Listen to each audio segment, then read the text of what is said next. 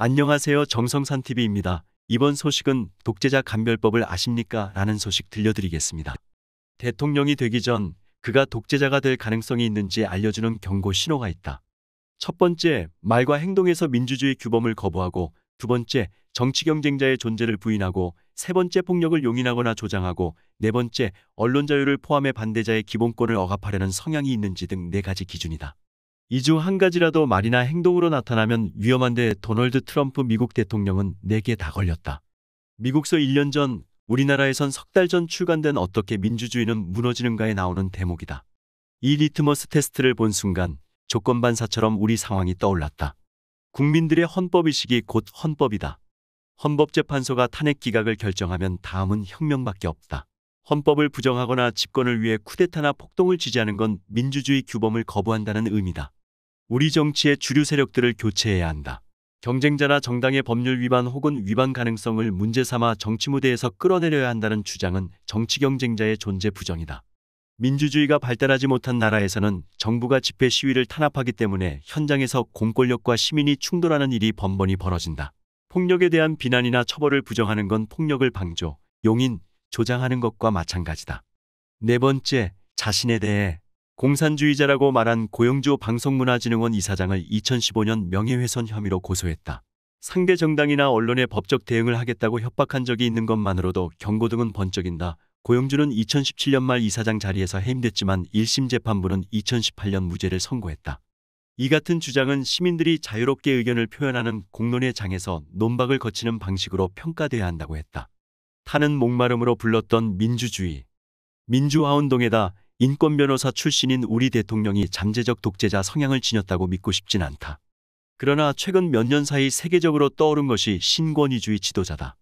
헝가리 총리 빅터르 오르반처럼 이들은 민주화운동 경험이 있고 합법적 선거를 통해 집권했다. 냉전 시기 민주주의 전복의 75%가 쿠데타에 의한 것이었지만 지금은 투표장에서 이루어진다. 부패를 척결하고 과거 엘리트 기득권 세력이 만든 법과 제도를 변혁해 지지자들은 열광을 한다. 그런데 뭐가 문제냐 싶은가? 민주주의가 붕괴되기 때문이다. 저들이 한때 타는 목마름으로 불렀다는 그 이름, 민주주의가 바로 저들의 손에서 소프트하게 목 졸리고 있기에 억장이 무너지는 것이다. 삼권분립, 법치주의, 일사부재리 같은 교과서에서 배운 민주주의 말이다. 민주주의를 부드럽게 죽일 수 있는 세계적 공식이 궁금한가? 심판 매수. 언론을 시작으로 사법부와 검경, 정보기관, 국세청, 선거관리위원회, 통계청 등의 중립적 기구에 충성스러운 측근을 들여보내 자연스럽게 장악하는 거다. 조혜주 선관위 입성, 장기 집권 전략인가? 대통령이 인사청문회 없이 1월 24일 임명을 강행한 조혜주 중앙선거관리위원회 상임위원 문제가 심상치 않은 것도 이 때문이다. 작년 4월 김기식 금융감독원장의 사태를 이끌어낸 것이 선관위였다. 5천만 원 셀프 기부는 위법이라는 선관위 판단에 김기식을 임명한 청와대도 물러설 수밖에 없었다. 이처럼 중차대한 기관의 중책을 맡은 조혜주는 2017년 9월 더불어민주당이 발간한 제19대 대통령 선거 100서 785쪽에 공명선거특보로 명시돼 있다. 물론 본인도 민주당도 백서 기록은 행정착오였다고 말한다. 그러나 선거백서라는 것은 집권 시 논공행상의 근거가 되는 주요 자료다. 109명이나 되는 정무특보 이름 중 하나가 행정착오로 잘못 들어갔다면 또 모른다. 공명선거특보는 달랑 한 명인데 한 일도 없이 이름이 기록됐다는 해명엔 작년에 먹은 떡국이 올라올 판이다. 만일 다시 김기식 사태가 터진다면 선관위가 같은 판단을 할지 알 수 없다. 더 두려운 것은 이런 무리한 인사를 강행하는 의도가 대체 무엇이냐다. 문재인 정부와 과거 한솥밥을 먹었던 김병준 자유한국당 비상대책위원장은 오만과 두려움 때문이라고 했다. 촛불 정부는 뭘 하든 정의라는 오만, 2020년 선거에 대한 두려움 때문이라는 것이다. 그 정도면 차라리 낫겠다. 이해찬 민주당 대표가 노상 말하던 20년 집권론에 이어 최근 20년도 짧다.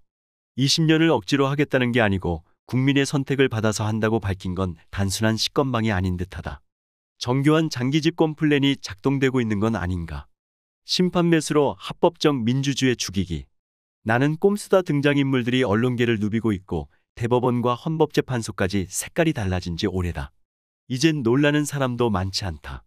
독립성이 생명인 감사원의 청와대 공직기강 비서관 출신 김종호를 사무총장으로 들여보낸 데 이어 감사원 청와대 국무총리실이 공직기 강요비체를 상설 운영한다는 데도 조용하다.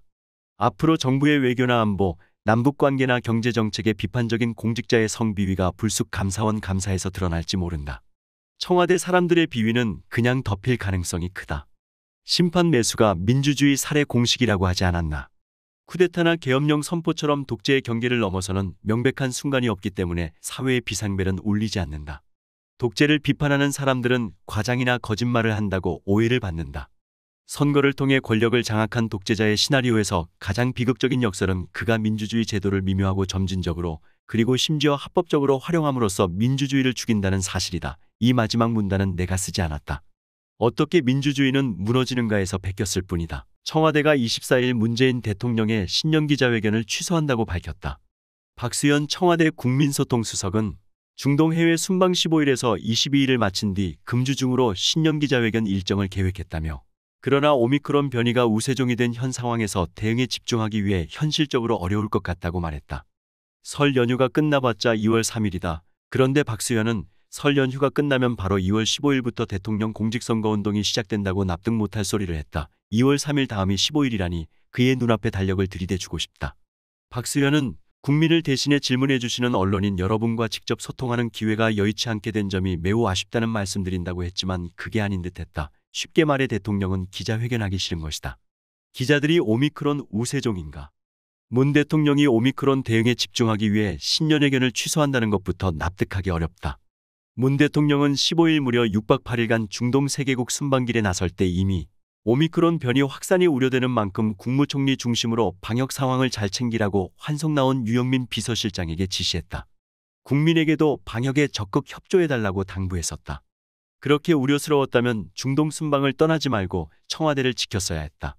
순방은 순방대로 다 하고 와서는 뒤늦게 오미크론 대응을 하겠다며 기자회견까지 취소하는 건 앞뒤가 맞지 않는다. 기자들이 무슨 오미크론 변이 우세종 대마왕이라도 된단 말인가. 게다가 문 대통령은 박수현을 통해 24일 총리가 중심이 돼 범정부적으로 총력 대응에 새로운 방역 치료 체계를 조속히 구축해야 한다고 지시까지 내렸다. 그럼 됐지 무슨 대응을 더 집중한다고 신년회견까지 취소한단 말인가.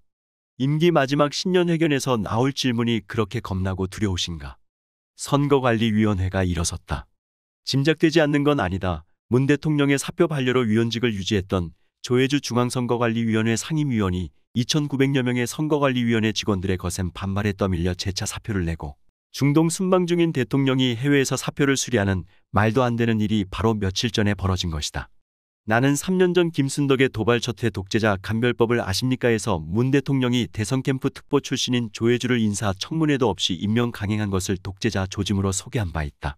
아니나 다를까 지난 3년간 그는 선관위가 불공정하다는 오명을 얻는데 핵심적 역할을 한 인물로 꼽히고 말았다.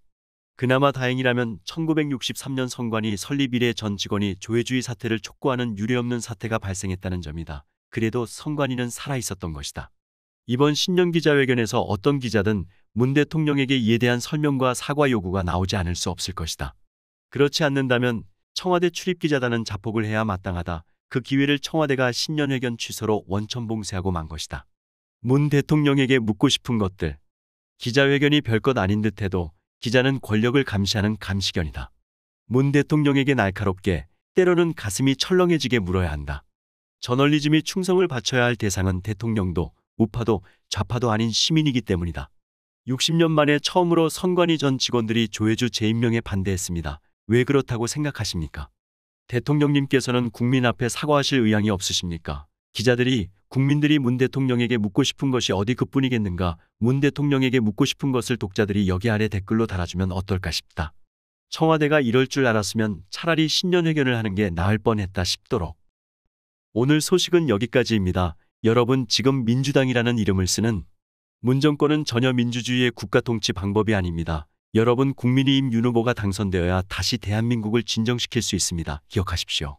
그리고 투표하십시오. 멸공을 위한 길은 오로지 윤 후보의 당선뿐입니다. 정성산TV 구독, 좋아요, 알림 설정 부탁드립니다. 감사합니다.